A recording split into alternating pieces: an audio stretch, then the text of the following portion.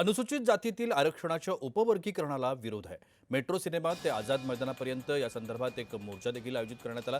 आनंदराज आंबेडकरांच्या नेतृत्वात या एल्गार मोर्चाचं आयोजन करण्यात आलं।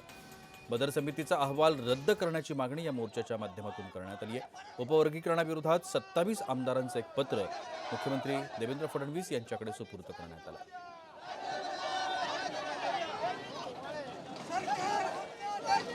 सात रिपोर्टर आहे आपण।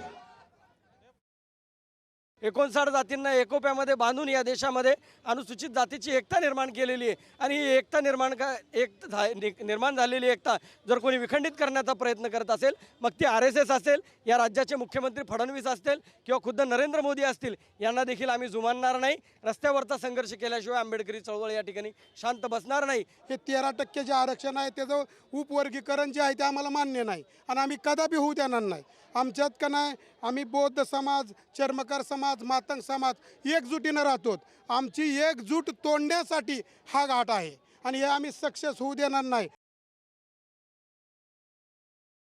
सध्या मी आहे मुंबई छत्रपती शिवाजी महाराज टर्मिनल जवळ असलेल्या मेट्रो सिनेमा जवळ आणि सध्या इकडची दृश्य ही वेगळी आज पाहायला मिळत आहेत, कारण की या ठिकाणी मोर्चा जो आहे तो काढण्यात येत आहे। उपवर्गीकरणाच्या विरोधात महामोर्चा या ठिकाणी सध्या काढण्यात येत आहे आणि याच महामोर्चासाठी महाराष्ट्रातल्या कानाकोपऱ्यातून या ठिकाणी अनेक नागरिक जे आहेत ते या ठिकाणी आले आहेत। अशामध्येच पाहायला गेलं तर पोलिसांनी यांना एका ठिकाणी जे आहे थांबवून ठेवलंय आणि मात्र दुसरीकडे आपल्या गावाकडून, आपल्या घराकडून या ठिकाणी दुपारच्या जेवणाची सोय जी आहे सर्व बांधवांनी या ठिकाणी आणलेले दिसून येत आहे। एकीकडे चटणी भाकर या ठिकाणी आणलेली आहे, एकीकडे बघू शकतो आंदोलन सुरू आहे। पोलिसांचा दबाव या आंदोलनकर्त्यांवर आहे।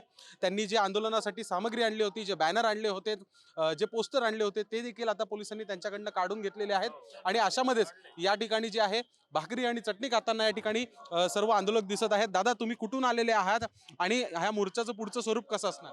आम्ही सोलापूर जिल्ह्यामधून आलेलो आहे, सर्व चर्मकार महासंघ। आणि जे उपवर्गीकरणाचा जे मुद्दा मांडलाय सरकारनं आणि जे आमच्या दलित लोकांची जी फसवणूक केली सरकारनं, त्या सरकारसाठी आम्ही आता रस्त्यावर उतरलेलो आहे। याच्या पुढे सुद्धा आम्ही उग्र असं आंदोलन करणार आहे। तुम्ही चटणी भाकर आणलेली आहे, भाकरी आणि चटणी या कुठेतरी कमी पडल्यात असं वाटतंय। तुम्ही लोक जास्त आहात आणि मात्र तुम्ही अर्धाच भाकरी